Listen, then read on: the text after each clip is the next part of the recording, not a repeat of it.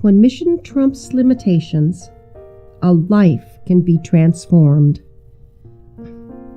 Steve was admitted to St. Camilla's Place, our 14-bed home for people with developmental disabilities. Before his admission, he'd been taken to see his physician. The doctor was concerned about Steve, a boy with Down syndrome who weighed more than 260 pounds, with grayish skin and bluish lips from an extremely compromised respiratory system.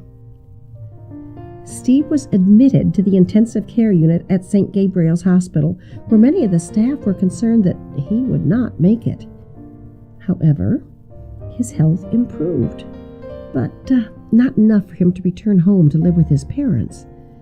He was admitted to a nursing home with the following health problems: borderline diabetes, obesity, sleep apnea, asthma, and a need for regular oxygen therapy and monitoring.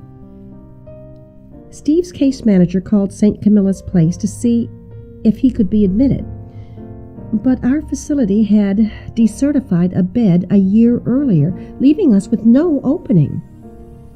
The case manager shared Steve's story with me. We decided to do whatever it took to get the bed reinstated, a near impossible task due to stringent state rules and regulations.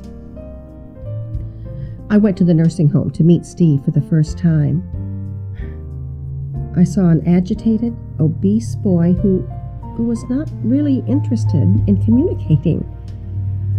He had broken through his room's window screen the night before in an unsuccessful attempt to escape. This was Christ in disguise and in need. The nursing home was eager to move Steve out, and I was just as eager to move him in. Within 3 days of my visit, Steve came to St. Camilla's Place. The outcome from Steve's time at St. Camilla's Place, a structured environment with trained staff, was amazing.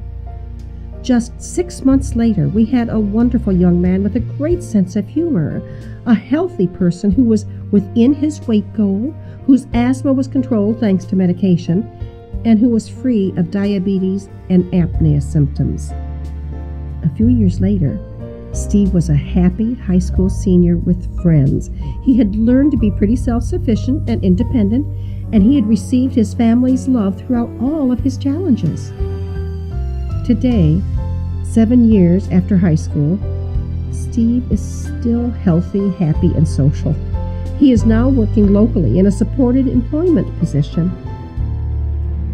I still find myself amazed at the difference that seeing Christ in others and living our mission can make in the lives of the people we serve. Barb Miller, Unity Family Healthcare, Little Falls, Minnesota.